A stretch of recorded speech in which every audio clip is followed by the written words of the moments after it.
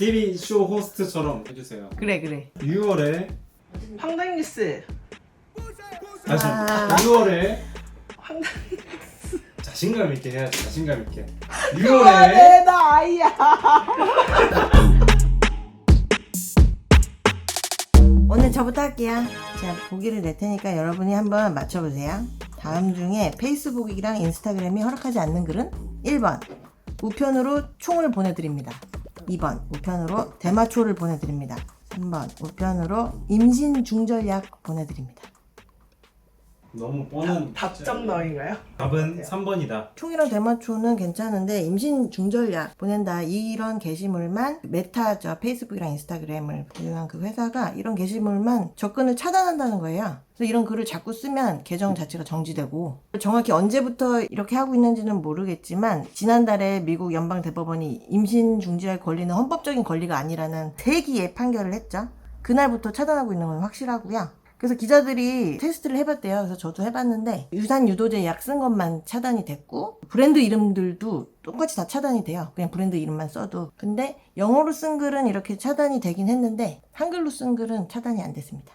아무튼 미국에서는 지금 이미 작년부터 FDA가 유산 유도제를 우편으로 구입할 수 있게 해놨거든요. 근데 이제 뭐 주 차원에서는 불법이 될 수 있는 상황이긴 한데 어쨌든 페이스북이 왜 이거를 바로 그 대법원 판결 나온 날부터 이러고 있냐 이거지. 뭐 이렇게 반응이 없지? 황당하네요. 황당하지? 이게 끝이 아니고요. 네네. 하나 더 있어요. 제인의 복수라는 단체 들어봤어요? 제인스 리벤지? 이게 지금 5월달부터 되게 핫한 미국의 새로운 반달리즘 운동 경향인데 제인의 복수, 제인스 리벤지라는 재생산 권리 옹호 단체가 있어요. 근데 페이스북이 여기를 바로 테러 단체로 지정을 했어요. 그 이후에 5월부터. 올해 5월 달에 사실 초안이 공개됐잖아요. 초안이 그 유출됐을 때 그때부터 이 단체가 활동을 시작했어요. 그 페이스북이 내부에서 회람한 글에서 이 단체가 극좌 극단주의 단체고 얘네 홈페이지 보면 메디슨이랑 위스콘신의 낙태 반대 운동한다는 집단의 사무실을 공격했다. 이 단체를 테러 단체로 등재를 한 거죠. 근데 이 단체가 어떤 걸 하고 있느냐 하면 반달리즘이 무슨 공공재산, 사유재산 이런 거를 고의적으로 파괴하고 낙서하고 막 그러는 정도의 행위인데 하고 있어요. 홈페이지 가면 일단 사진이 다 있거든요. 사람 없는 사무실에 가서 화염병 던지고 창문 깨고 임신 중절이 안전할 수 없다면 너희도 안전할 수 없다. 그래피티 쓰는 정도가 다예요. 뭐 민간인 살해나 살해 기도를 의미하는 테러 같은 거는 뭐 전혀 아니고 되게 뭐 위협적이지는 않아. 그래서 테러 단체라고 지정하는 것 자체가 너무 황당한 일인 거야. 그래서 페이스북에 위험인물 및 단체 리스트라고 있어. 그 블랙리스트가 있어. 4,000개가 넘어 거기 들어간 단체나 개인들이. 근데 이것도 티어가 이렇게 구분돼 있대요. 그래서 탑 티어가 있어. 마스터, 그랜드 마스터 여기. 랭커. 그래서 여기가 티어 1에 들어가 있어. 네오나치, 알카에다, 그 IS, 정도 수준이다. 응. IS 이 정도. 마약 카르텔 이런 데랑 노는 거야. 근데 참고로 작년 1월 달에 미국 국회의사당 난입했던 사건이 있었잖아요. 그 구구들이. 그걸 지금 미국에서는 트럼프가 쿠데타 기도한 거라 그러면서 지금 조사도 하고 있거든요. 걔네들 조직은 티어 3이야. 근데 아마 지금은 1회에 들어갔을 거다. 펜스 목 매달아라 하고 막 그런 영상도 최근에 공개되고 그래가지고 그렇게 되게 오랫동안 활동한 극우 단체들은 티어 3이었는데 여기는 뭐 등장하자마자 티어 1에 넣었다는 거고 극우 정치인들이 막 날뛰면서 FBI한테도 이 제인의 복수를 테러 단체로 지정하라고 지금 난리 치고 있어요. 근데 FBI는 거절했어. 근데 메타는 5월부터 지금 바로 제재를 때린 거죠. 그래서 제가 빡치는 거는 임신 중단을 시행하는 의료진이나 환자에 대해서 극우들이 계속 공격하고 테러를 해왔대요. 그 역사가 되게 길고 피해도 엄청 크더라고요. 살해 협박하고 뭐 이 정도가 아니고 93년에서 2016년 사이에 재생산 권리 운동하는 그런 의료진이나 사람들을 11명을 죽였고 26명은 살해 미수였어. 올 초에도 그리고 심지어 클리닉 방화 사건이 있었고. 근데 이거에 대해서는 페이스북 메타가 아무 제재가 없는 거고 4,000개 블랙리스트 있다 그랬잖아. 거기에 딱 2개 있는데 신의 군대라는 기독교 테러 단체랑 여기에 소속된 악명 높은 폭탄 테러범 그 개인 1명 딱 그 2개밖에 없는 거예요. 메타한테 그 인터셉트라고 이거 보도한 언론사에서 왜 이런 데는 블랙리스트 안 올리냐 물어봤더니 그냥 씹었어요. 대답을 안 했어. 왜 그러는 걸까요? 네, 메타가 유명하잖아요. 안티파 회원이나 아나키스트 사이트 이런 것도 엄청나게 선제적으로 빠르게 차단하고. 구구 사이트들은 안 하고. 네. 주커버그의 의중인가요? 그건 아닐 것 같아요. 그쪽이 더 돈이 되니까 아닐까요? 근데 애초에 가짜뉴스 퍼뜨리고 이런 것도 정말 어떤 음모나 지네가 목적한 바가 있어서가 아니고 그게 돈이 돼서였잖아요. 페이스북이 하는 게 이 그룹에 대해서 얘기하는 것 자체를 금지하는 거거든요. 찬양하는 거 뭐 지원하는 거 금지한다고 하지만 실제로는 그냥 찬성도 반대도 할 수 없고 그냥 언급 자체가 금지라서 토론이 불가능해지는 거죠. 페이스북한테 그리고 인스타그램한테 이렇게 자체적으로 게시물을 삭제하고 규제하게 하는 게 맞느냐? 안 맞다. 점수를 줘요? 심각한 문제에 점수를 매겨야 돼? 점수 매기기에 반대해야 하는 거 아니에요? 지가 하자고 해놓고 아... 우리의 평가 기준은 황당함이야. 당연. 되게 익숙해. 맞아요. 아니 근데 이슈랑 이렇게 결합된 걸 잘 봐야죠. 그니까 황당하지가 않다는 거예요. 굉장히 분노할 만한 일이지만 치가 떨리지만 황당하진 않다. 3.5 수업이라서. 저도 3.5. 아 저는 황당한데요. 굉장히 발빠른 뉴스가 아닌가. 그런 게 굉장히 중요하다. 저도 시의성 면에서는 5점, 황당 면에서는 1점. 그래서 종합해서 3.5점 드리겠습니다. 그러고 보면 3점 아니야? 이거 합치면서 합치면 3점. 뭔가 다른 게 생겨요. 제 황당 뉴스는 한국경제에서 나온 기사고요. 그러니까 환경 자체가 오류야. 자, 제목 스눕독이 반한 NFT 수제버거집 8월 한국 상륙. 가장 쉽게 공감할 수 있는 햄버거를 통해 인터넷 기반 웹 2.0과 블록체인 기반 웹 3.0을 연결하는 회사가 될 것이라는 포부를 밝힌 요식업계의 회사가 세계 최초의 NFT 기반 레스토랑을 캘리포니아인가 뭐 LA인가 열었었는데 이게 한국에도 열겠다. 햄버거는 먹을 수 이 있나요? NFT 식당이라는 게 뭐냐? 모어드앤 헝그리라는 어쨌든 오프라인에 실제 있는 햄버거 집이에요. 근데 NFT 중에 돈이 많이 쏟아진 모어드 에이프 요트 클럽 유인원 그림들 있잖아요. 그거가 예술로서의 NFT가 아니라 NFT를 사면 내가 산 그 캐릭터를 상표로 뭐 쓰거나 뮤비에 쓰거나 사업에 쓸 수가 있는 권리도 그거 거기에 있어요. 대체 왜 그 원숭이를 사업에 써야 하는지 모르겠지만 무튼 그 원숭이 그림들을 테마로 한 햄버거 집이에요. 여기는. 그러면 껍데기만 있는 거야? 이건 또 아니고 이 BAYC NFT를 갖고 있는 사람들 홀더들이라고 하죠. 이 홀더들이 식당에 오면 단품을 콤보로 준다던가 뭐야? 이런 류의 회원권 혜택이 있다. 코인을 발행했어요. 에이프 코인이라고 원숭이 코인을 발행했어.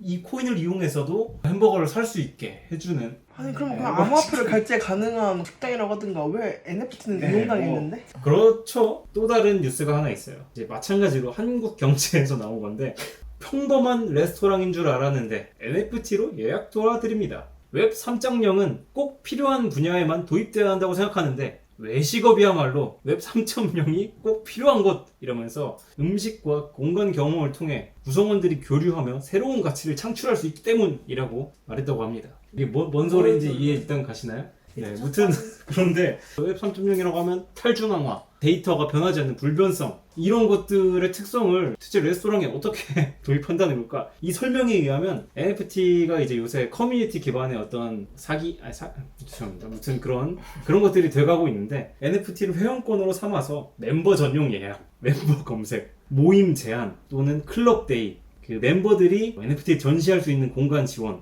이런 것들을 꿈꾸면서 DAO 그 탈중앙화 자율조직 다오의 개념도 넣어서 식당 오너인 나만이 운영하는 게 아니라 식당 직원들, 일반 셰프들, 서빙하는 사람들, NFT 홀더들도 함께 일원으로서 함께 목소리를 낼 수 있는 주주처럼 활동할 수 있는 그런 게 될 것이다. 음식점에서 어떻게 주주처럼 메뉴에 대해서 의견을 낸다거나 음악을 트는 거 이런 거에 대해서 의견을 내는 거를 어쨌든 블록체인 기반의 뭔가로 하겠다. 그래서 혁신이라고 이들이 이제 말하고 하고 있습니다. 뭐 그러니까 왜 필요하냐? 새로운 기술이 들어오려면 해당 기술이 뭔가 혁신적인 생산성을 이끌어낸다든가 예를 들어서 자동화시키는 거 혁신성을 이끌어낼 수도 있죠. 어떻게 보면 갖고 있던 문제를 해결한다거나 이런 장점이 있어야잖아요. 근데 사실 NFT 도입은 어떤 면에서도 사실 해답이 되지 않죠. 뭐 한다는 건지가 계속 잘 이해가 안 가. 그래요? 이런 게 특징이 뭔지 알아요? 보도자료 그대로 쓴 겁니다. 자기네도 자기가 뭐 하는지 모르는 것 같아. 그치. 근데 놀라운 사실은 그러니까 미국 언론인 LA 타임즈의 보도에 따르면 부어된 헝그리 식당에서 햄버거를 암호화폐로 살 수 있는 거는 지금 안 되고 있다. 당연하지 망했으니까 누나하고 비트코인 망했는데. 가격도 굉장히 떨어졌고 실제로 그 거래를 위해서도 수수료라든지 아니면 이제 트랜잭션에 걸리는 시간이라든지 굉장히 불편한 게 많았기 때문에 망해가고 있다. NFT가 다양한 용처를 찾고 있는데 지금까지 이제 블록체인 씬이 10년 넘게 되면서 비트코인이 화폐로서의 가치를 제대로 못하고 있고 이더리움도 이제 새로운 탈중앙화된 생태계라고 말하지만 제대로 된 앱들이 안 나왔고 이런 상황에서 NFT가 나옴으로써 디지털 예술이라는 거에 희소성을 부여할 수 있는 그런 장치로 떠올랐다가 이 NFT가 또 다시 새로운 걸로 가치를 증명하기 위해서 애쓰는 지점들이 여기서 보이는 거죠. 난 아직도 이런 기사를 이 와중에 암호화폐 시장 나가는 이 와중에도 끊임없이 받아쓴다는 게 너무 대단한 거예요. 지금 얘기한 거에 NFT가 아무 짝도 필요가 없잖아요. 회원권이고 뭐 그냥 회원권 있으면 그냥 회원권을 하면 되잖아. 도대체 NFT가 들어갈 자리가 어디야. 상상력이 너무 빈약한 것 같아. 점수. 분노가 느껴진다. 저 햄버거 때문에 4점. 아 심지어 공감이 안 돼. 비건 버거이기도 했다고 합니다. 아 비건 버거라고? 네. 그럼 약간 점수 점수가 아니지 점수를 깎게 되는 거지. 비건 버거면은 취지가 좋아서 얘네들의 취지가 좋아서. 비건 보고는 그 이제 대중화가 됐어요. 아니 NFT 덕분에 더 대중화되면 좋잖아. 이제 채식과 환경을 생각해서 이런 버거를 만드는 곳인데 믿음이 좀 가네 하면서 사람들을 더 현혹할 수 있는 장치가 되는 거죠. 어떻게 보면 악용되는 거죠. 그런 의미에서는 뭐죠? 아 그런 의미에서 그러네. 비건 버거 워싱이네 이건. 네. 워싱이 포함되어 있다. 4.5점. 보죠. NFT 씬에 대해서 엄청나게 지금 비판을 다 했어요. 이 프로그램에서 만든 취지와 너무 부합해. 가져온 그 기사 자체가 우리가 문제를 느낀 그 기사체야. 자기 내용도 모르면서 받아 쓰는 기사. 4.5. 오. 진짜 황당했어요. 한국 경제. 환경은 진짜 미친 것 같아. 이거는 어떤 경제에 도움이 안 되는데? 경제 지면은 뭔가 경제에 도움이 돼야 될 거 아니야. 6월 30일 날 애플이 발표한 건데 한국 시장에서 세계 첫 3자 결제를 허용하겠다. 그러니까 뭐냐면 여태까지는 인앱 결제만 애플이 허용했었거든요. 구글이 올해 6월 1일 날 인앱 결제 말고도 제3자 결제를 허용한다는 발표를 했고 30일 날 애플도 한국에서 3자 결제를 허용한다는 기사를 냈습니다. 앱에서 결제를 하면 보통 인앱 결제를 하면 애플 통해서만 결제하는 거예요. 제 3자 결제는 뭐냐면 그 개발사들이 있어. 그 개발사들을 통해서 결제할 수 있게 해주겠다라는 거예요. 네이버 시리즈를 얼마 전에 결제하려는데 아이폰으로 결제하려니까 쿠키가 100개에 보통은 10,000원인데 달러로 뜨고 비싸 보이더라고요. 그래서 네이버 가서 직접 결제했더니 더 쌌다. 네이버가 여기서 제3자다. 설명 왕이신가요? 자기네 인앱 결제를 통해서 결제를 하면 이게 30% 떼가거든요, 애플이. 근데 외부 결제를 하면 26% 떼겠다는 거야. 요게 아주 포인트인데 네이버라든가 아니면 LG 플러스든가 다른 결제 수단을 한다는 거잖아요. 우리 소트펀치 유명해서 알지만 신용카드는 3.5, 직접 통장 이체 하는 거는 2%, 휴대폰은 8%거든요. 휴대폰으로 하면 더 비싸. 신용카드 하면은 거의 차이가 없지. 하루에 매출이 매달 몇십억인 데는 1%, 2%가 중요하겠지만 보통 거의 98% 이상은 중소기업이잖아. 3자 결제를 위해서 추가로 개발하는 비용 생각하면 이 인앱 결제 안 할 이유가 없어. 작년에 우리가 거기 통과됐잖아. 거기 통과해서 이걸 하는데 실제로는 자기네 생태계는 아무 타격이 없는 방식으로 안낸 거야. 그래서 열받은 거지 사람들이. 기업들에서. 왜냐면 우리 원래 인터넷에서는 3%, 4% 수수료 가지고 사업을 했는데 이 새끼는 30% 한다니까 기존 사업자 입장이 열받지. 분노 포인트가 크게 보면 두 가지. 이 애플 기사에서는 여전히 이렇게 높은 수수료를 유지하는 이 독점 플랫폼 기업의 횡포라는 점이 하나 있는 거고 법을 위해서. 두 번째는 애플이 얀생인처럼 언제 탔어. 구글과 한국 정부에 싸우면서. 이게 이번에 갑자기 나온 뉴스가 아니라 2020년부터 진행된 뉴스거든요. 2021년 5월 2일에는 유럽 집행위원회 EC에서 애플이 시장 지배적 지위 남용 금지 조항을 위반했다는 내용의 심사 보고서를 발표합니다. 애플이 앱스토어상에서 시장 지배력을 이용해서 스피파이 이런 것들보다 애플 뮤직을 우대했다는 거예요. 그러니까 심사보고도 문제가 한 개 두 개인데 하나는 30% 수수료를 애플에 내야 하는 인앱 결제 방식을 강제한 것과 음원 스트리밍 사업자가 다른 결제 통로를 이용자에게 안내할 수 없게 한 것을 처음 한 거죠. 2011년부터 도입됐는데 2021년 10년이 돼서야 유럽에서 처음 의견이 나온 거예요. 그러니까 스토리파이 이런 데들은 애플 30% 수수료를 내야지만 애플 뮤직은 안 내죠. 당연히 애플 뮤직이 우월한 위치일 수밖에 없는 거야. 자사의 앱을 경제를 강화하는 독점이라는 거죠. 그리고 보고서에서는 더 큰 문제를 제기했는데 데이터 문제에 대한 언급을 했어요. 애플이 인앱 결제를 통해서 중간자 역할을 하면서 결제 정보를 독점하고 앱 사업자한테 안 준다는 거죠. 보고서가 나오기 며칠 전에 베스타겔이라는 BC 위원이 있어요. 이 양반이 뭐라 했냐면 애플은 자신의 경쟁사와 고객 사이에 개입한다. 인앱 결제 시스템을 통해 애플이 얻은 데이터는 다른 음원 스트리밍 사업자들이 얻을 수 있는 인사이트를 제공한다. 한 예로 고객이 구독을 주문했을 때 앱 사업자는 이를 알 수 없고 하지만 애플은 안다는 거죠. 구글과 애플이 인앱 결제를 하려고 하는 이유도 단지 돈 때문이 아니라 데이터 독점이 가장 큰 목적이라는 거야. 유럽과 미국에서 이런 여러 논쟁들이 우리나라 작년에 개정되었던 전기통신 사업자법, 그러니까 일명 구글 갑질 방지법에 반영이 되어 있어요. 그래서 이게 2021년 8월에 통과되니까 애플하고 소송하고 있는 에픽게임즈 팀 스위니 이 양반이 유명한 트윗을 올리죠. 전 세계 모든 개발자는 오늘 자랑스럽게 이렇게 말할 수 있다. 나는 한국인이다. 법이 통과되고 나서 곧바로 2021년 12월 25일 날 네덜란드 공정위에 해당되는 소비자 시장 당국 ACM이라는 곳에서 애플이 데이팅 앱 개발사의 인내 결제 요구하는 것은 반독점 위반이라며 외부 결정을 허용하라고 명령해요. 이게 12월이잖아요. 한 달 뒤까지 이거 이행하지 않으면 최대 5천만 유로, 670억 정도의 벌금을 내리겠다고 명령을 해요. 그러니까 애플이 항소 의사를 밝히면서도 1월 15일 날 외부 결정을 허용하겠다 발표를 해요. 네덜란드에서. 그래서 우리는 이런 식으로 하겠습니다라고 ACM에 자료를 제출했는데 다 ACM이 다 퇴장했어. 내 때마다. 그러면서 10주, 20주 계속 주마다 벌금을 때리는 거야. 6월이 돼서야 애플이 낸 안을 ACM이 받아들여. 그래서 6월이 돼서 이 이슈가 독립되었거든요. 그러니까 딱 6월에 네덜란드와 한국에서 이슈가 한 번 정리가 된 거야. 근데 네덜란드와 한국의 사례가 다른 거지. 자, 이제 한국 얘기를 해볼게요. 법이 어떻게 되어 있냐면 개정된 법안이 시행령에 결제 방식 강제 금지를 한 건데 정리하면 특정한 결제 방식을 강제하는 행위만 하지 않으면 되는 거야. 근데 구글은 2021년 11월부터 개발자 제공 인내 결제를 허용했기 때문에 대체 결제권이 있지 않냐. 합법적이다. 합법적이다. 천재네. 한국의 법을 개판으로 만든 거지. 그러니까 법무팀이 아주 그냥 그 사이를 우리나라 기업들은 이거 위법이다라고 주장한 거고 구글은 아니다라고 한 거고 애플이 이 싸우는 틈을 타서 우리도 그거 하겠습니다라고 발표를 한 거야. 방통위가 니네 불법이라고 판단을 해도 분명히 이거 소송을 갑니다. 3년 5년 질질 끌겠죠. 그동안 계속 우리는 인내 결제를 써야 돼. 30% 수를 내면서. 독점 왕다운. 법을 바꾸면 되잖아. 법을 바꾸라는 얘기도 있어 지금. 방통 결정이 어떻게 나올지 지켜봐야 되겠지만 문제는 이거 어겼을 때 카트가 최대 취급밖에 안 돼요. 뭐야? 진짜 짜증. 그냥 계속 벌금 맞으면 되겠다. 벌금 맞으면 돼. 네덜란드 아까 얼마였어? 500 얼마였잖아. 600억 이렇게. 그래 600억 정도였는데 한국은 너무하는 거지. 매주? 1년에 관련 매출이 2%. 그러니까 1년 해봐야 10억밖에 안 나온대. 더 큰 문제는 뭐냐면 이런 비용과 불편함이 모두 소비자에게 전가되고 있다는 거야. 구글에서 인앱결제를 이용하는 업체들이 수수료가 올랐으니까 가격도 오를 거 아니에요. 구독료 오를 거 아니야, 개자식들이. 네이버 웹툰 같은 유료 콘텐츠를 볼 때 쓰는 결제 수단 쿠키 같은 게 원래 100원이었는데 6월부터 120원 올랐고 카카오 웹툰 가격도 캐시 가격이 1000원에서 1200원 올랐고 티빙과 웨이브 구독료가 15% 올랐고 다 15%에서 2%온 거죠. 그리고 최근에는 개자식들. 카카오톡 맞지? 이게 업데이트가 구글에 막혔어요. 이곳을 클릭해서 결제하면 저렴한 가격의 이모티콘 서비스를 이용할 수 있다라는 외부 결제 링크 안내를 이거 정책 위반. 스포티파이한테 금지했던 그거. 그치. 근데 원래 카카오는 앱보다 웹에서 사면은 스티커가 훨씬 쌌어요. 그러니까 그게 원래 이제 인앱 결제 때문에 유도한 건데 그 유도하는 홍보조차도 금지한다는 거야. 그게 자기들 구글 정책이라는 거고 이것도 위법이 아니라는 거야. 놈들이 다른 나라에서는 사실 그거 갖고 문제 제기를 졸라 당했잖아요, 사실. 네덜란드는 그 협상회에서 그거 홍보할 수 있게 되어 있어요. 그게 열받는 거지. 유럽 국가들이 공정위 이런 데서 땅땅땅 한 거는 이미 여기선 이렇게 하게 했는데 한국에서 안 나왔으니까 한국에서 그냥 배짱장사 하는 거야. 안 나온 그러니까 국가들. 제일 빨리 법안을 발의하고 나발이고 항상 다 제일 느려져. 문제 삼고 싶은 게 왜 30%가 되냐는 거 수수료가. 깡패들이. 깡패들이야. 근데 애플은 계속 그랬다며. 근데 애플은 그동안 문제가 안 되는 게 한국 시장이 작고 한국은 안드로이드 세계란 말이야. 체감한 사람이 별로 많지 않았던 거지. 삼성이 나갑니다. 전통적인 제조사 나와 이러면 자동차만 해도 하는 수익률이 10% 넘기면 올해 대박.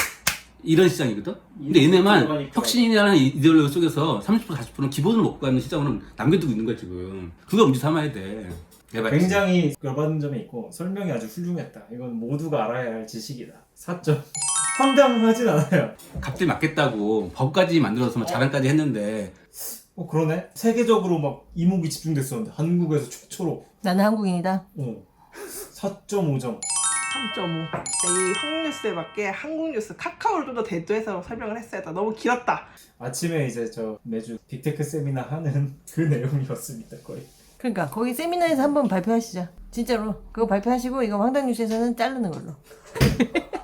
아무튼 점수. 점수 그래서 자를 거니까 0점. 0점? 너무하네. 안 드러낼 거면 뭐 4점. 4점? 너무 뭔데? 너무 빡치는데 그 네덜란드 얘기한 게 진짜 애플이 양아치다. 저는 중국을 갖고 왔는데요. 중국 공산당이 인공지능을 활용해서 당원의 충성도를 판단하는 이데올로기 교육 장비를 개발해 사용하고 있다. 기사는 이렇게 났는데 이런 내용은 아니고 그냥 이렇게 중국 국가군대반의 인공지능 연구원이 있는데 공산당 창당 101주년 기념으로 이 연구원에서 이제 홍보 영상을 공개를 한 거예요. 안면, 뇌파, 피부 전기가 전기 흐르잖아. 정전기.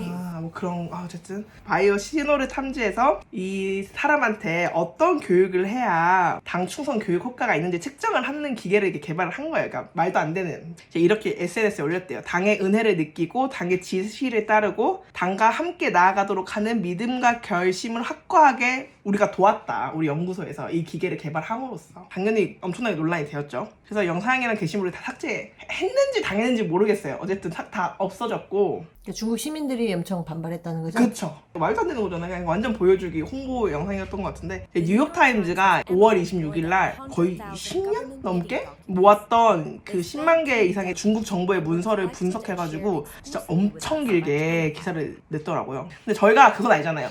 중국이 뭘 수집하고 이런 건 되게 익숙하다 그래야 되나? 놀랍지도 않고 황당하지도 않아. 네. 중국인데. 그러니까 예시들이 좀 재밌어요. 중국 텐진시에서는 시위를 할 것 같은 사람들, 정부에 한 번이라도 민원을 올린 사람들이 수도 베이징으로 갈 가능성이 있는 걸 평가하는 프로그램을 한 거예요.